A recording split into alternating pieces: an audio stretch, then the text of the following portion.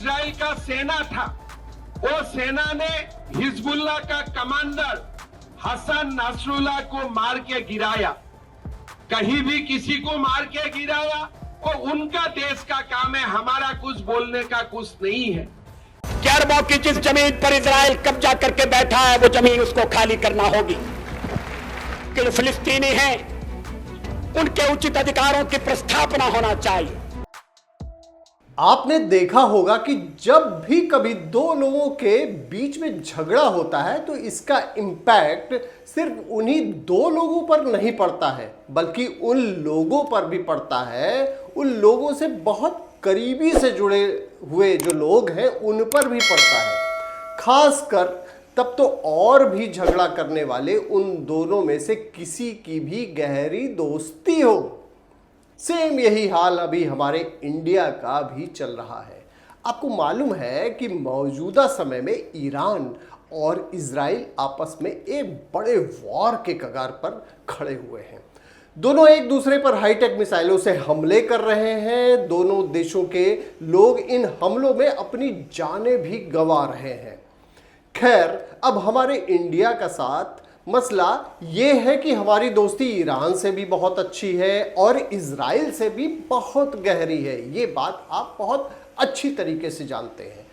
बात करें अगर ईरान की, तो ये एक ऐसा देश रहा है जिससे भारत का रिश्ता हजारों साल पुराना रहा है। भारत के मौजूदा समय के राष्ट्र के तौर पर शक्ल लेने से पहले दोनों देश अपनी सीमाएं साझा करते रहे हैं। भारत और ईरान 1947 तक सीमा साझा करते रहे। दोनों देशों की भाषा, संस्कृति और कई सामान्य विशेषताएं भी साझा हैं। भारत ने आज़ादी के बाद 15 मार्च 1950 को ईरान से डिप्लोमेटिक रिलेशन स्थापित किए। 1956 में ईरान के शाह ने भारत और 1959 में भारतीय प्रधानमंत्री पंडित जवाहरलाल नेहरू ने ईरान का दौरा किया था। दोनों देशों ने कई अहम समझौते किए थे। दक्षिण एशिया और फारस की खाड़ी दोनों देशों के मजबूत कमर्शियल, एनर्जी और कल्चरल एरियाज हैं। इसके अलावा ईरानी कच्चे तेल का भारत बहुत बड़ा खरीदार रहा है। 2009-2010 में भारत ईरानी कच्चे तेल का तीसरा सबसे बड़ा बाजार था। भारत की ओर से ईरान को निर्यात में पेट्रोलियम उत्पाद, चावल, मशीनरी और उपकरण विनिर्माण शामिल रहा है। भारत और Iran international north south corridor project के भी सदस्य हैं। आपको बता दें कि भारत में कई बार ईरानी छात्र पढ़ते रहे हैं और अभी भी छात्र पढ़ाई कर रहे हैं। और तो और भारत ईरानियों के लिए पसंदीदा पर्यटन स्थलों में से भी एक रहा है। चलिए अब बात करते हैं इजराइल के साथ भारत के ताल्लुकातों पर। तो आपको मालूम होना चाहिए कि इजराइल भारत की हमेशा मदद करता रहा है। आपको एक एग्जाम्पल देता हूँ। 3 मई 1999 को कारगिल के द्रास सेक्टर में पाकिस्तान के सैनिकों की ओर से घुसपैठ की गई। इसके जवाब में ऑपरेशन विजय की शुरुआत की गई। हालांकि तब भारतीय सेना के पास ऐसे एडवांस मिलिट्री और टेक्निकल उपकरण नहीं थे जो पाकिस्तानी सैनिकों के बंकर को लोकेट कर तबाह कर सकें। इसलिए भारत ने दुनिया से मदद मांगी, लेकिन तब परमाणु परीक्षण के चलते प्रतिबंध लगे हुए थे, जिससे कोई भी मदद कहीं से भी नहीं मिली। ऐसे मुश्किल वक्त में सिर्फ इजराइल ही इकलौता ऐसा देश था जिसने भारत की मदद की। अमेरिका का सहयोगी होने के बावजूद इजराइल ने भारत को मोर्टार और हथियार दिए। इसके अलावा भारतीय वायुसेना को लेकर गाइडेड मिसाइल दिए। निकोलस ब्लैरल की जो बुक है the evolution of India's Israel policy के अनुसार इजराइल पर अमेरिका और इंटरनेशनल कम्युनिटी की ओर से दबाव था कि वो डिफेंस इक्विपमेंट्स की डिलीवरी में देरी करें। लेकिन इजराइल में जरूरी भारतीय जो हथियार मंगाए गए थे, हथियारों को समय से पहुंचाया गया। इतना ही नहीं, इजराइल ने अपनी मिलिट्री सैटेलाइट के जरिए पाकिस्तानी सेना की स्ट्रैटेजिक लोकेशन भी शेयर की। तो इन तमाम बातों से ऐसा मालूम होता है कि ईरान जो है वो भारत का बेहद खास दोस्त है और इजराइल भारत का संकट मोचक। भारत ना तो ईरान से अपनी दोस्ती तोड़ सकता है, ना ही इजराइल के एहसानों को भूल सकता है। और अब जब दोनों देश एक दूसरे के खिलाफ लड़ रहे हो। तो ऐसे में सबसे बड़ा सवाल यहां यह निकल कर आता है कि भारत का रुख इस युद्ध पर क्या है। भारत के जितने पॉलिटिशियंस हैं इस युद्ध को लेकर क्या सोच रहे हैं और किसका समर्थन करते हैं, ये तो हम जानेंगे आगे। लेकिन उससे पहले ये जान लेते हैं कि ईरान और इजराइल की लड़ाई से भारत पर क्या असर पड़ने वाला है। आपको बता दें कि भारत मौजूदा समय में एक वैश्विक स्तर पर सबसे अच्छा प्रदर्शन करने वाला शेयर बाजारों में से एक है और ये लगातार उभरते बाजार के रूप में पहचाना जा रहा है। अगर ईरान और इजराइल के बीच का वॉर और बढ़ता है तो भारत को कई चुनौतियों पर सामना करना पड़ सकता है। इसमें से एक है शेयर बाजार के लिए बहुत बड़ी चुनौतियां। आने वाले समय में क्या होगा कोई अंदाजा तो नहीं लगा सकता। ऐसे में विदेशी इन्वेस्टर भारत के एसेट से अपना कैपिटल निकालकर ज्यादा सुरक्षित जगहों पर लगा सकते हैं, जिससे भारत का मार्केट प्रभावित होगा। इसके अलावा ईरान इजराइल में युद्ध बढ़ने से समुद्री मार्ग पर भी असर पड़ेगा। लाल सागर में बढ़ता तनाव भारत की अर्थव्यवस्था के लिए घातक साबित होगा। युद्ध के कारण समुद्र का व्यापारिक मार्ग प्रभावित होगा, जिस कारण से इंपोर्ट एक्सपोर्ट मुश्किल हो जाएगा। साथ ही भारत मिडिल ईस्ट और यूरोप के बीच बनने वाले इकोनॉमिक कॉरिडोर प्रोजेक्ट पर भी असर पड़ सकता है। इस साल सोने की कीमतें दूसरे एसेट से बेहतर परफॉर्म करते हुए आसमान छू रही हैं। केंद्रीय बैंकों ने डॉलर पर अपनी निर्भरता को कम किया है और इंस्टीट्यूशनल इन्वेस्टर्स अपना पोर्टफोलियो बढ़ा रहे हैं। इन्वेस्टर्स का सोने में निवेश पर खासा ध्यान है, इसके चलते सोना रिकॉर्ड स्तर पर पहुंच गया है। लेकिन अब युद्ध के माहौल में सोने में निवेश और बढ़ सकता है और इसकी कीमतों में बढ़ोतरी भारत के बड़े त्योहारों को खराब कर सकती है। एक और मुश्किल की बात यह है कि भारत अपना तेल ईरान से इंपोर्ट करता है। ईरान और इजराइल के संघर्ष का असर कच्चे तेल की कीमतों पर पड़ना जाहिर है। जब से ईरान ने इजराइल पर मिसाइल अटैक किया तब से कच्चे तेल के दाम बढ़ने लगे हैं। अगर कच्चे तेल की कीमतें बढ़ी तो इसका असर भारत में पेट्रोल डीजल के दामों पर भी पड़ेगा।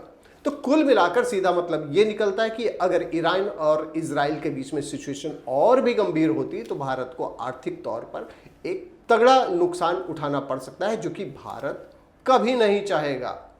खैर चलिए अब बात कर लेते हैं भारत के सियासतदानों का, जो पॉलिटिशियंस हैं उनका झुकाव आखिर किस तरफ है, ईरान की तरफ या इजराइल की तरफ। शुरुआती दौर पर तो देखा जाए भारत के नेता शुरुआत में इजराइल के विरोध में थे। दरअसल 14 मई 1948 को जब इजराइल को आज़ादी मिली तो संयुक्त राष्ट्र संघ में इजराइल और फलस्तीन दो देश बनाने का प्रस्ताव पेश हुआ, तो भारत ने इसके खिलाफ वोट दिया था। जो उस समय के प्रधानमंत्री थे जवाहरलाल नेहरू फलस्तीन के बंटवारे के खिलाफ थे। इसी आधार पर भारत ने 1948 में यूएन में इजराइल के गठन के खिलाफ वोट दिया था।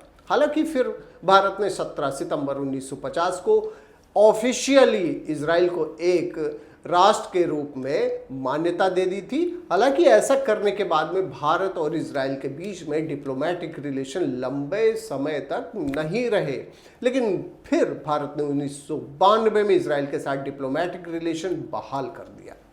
ये तब हुआ जब भारत में पीवी नरसिम्हा राव प्रधानमंत्री बने। बस तभी से भारत और इजराइल के बीच में जो रिलेशन है वो इतने मजबूत हो गए कि आज तक सलामत है।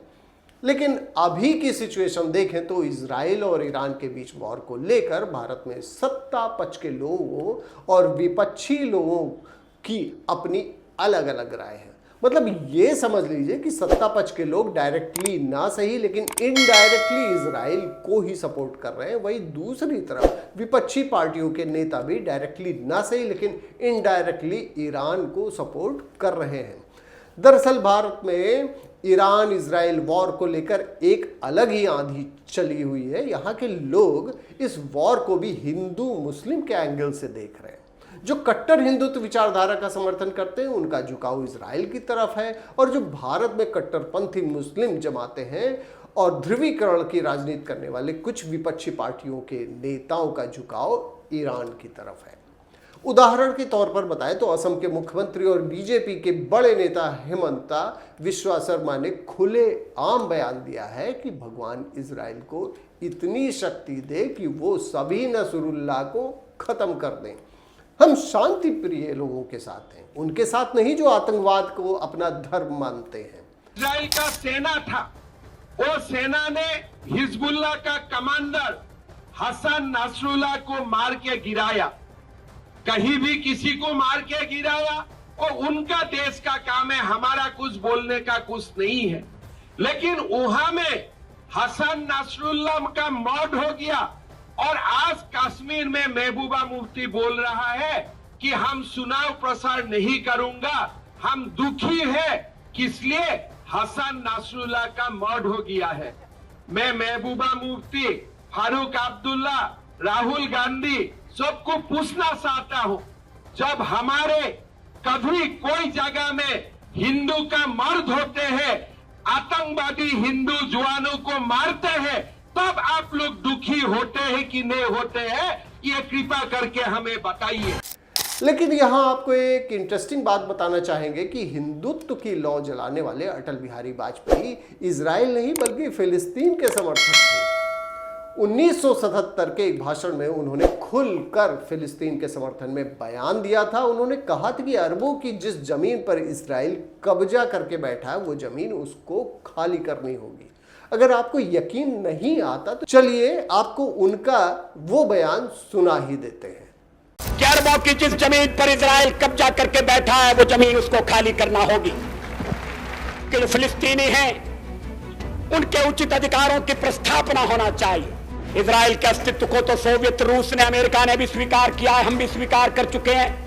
तो सुना आपने बीजेपी को केंद्र तक पहुंचाने वाले अटल बिहारी वाजपेयी की इजराइल को लेकर पहले क्या राय थी, ये आपको मालूम चल गया है कि लेकिन 1999 जब भारत का पाकिस्तान के साथ में कारगिल युद्ध चला तो उसमें जब हमें किसी बाहरी ताकतों की जरूरत पड़ी, ना तो अमेरिका हमारे साथ खड़ा था ना ही सोवियत संघ।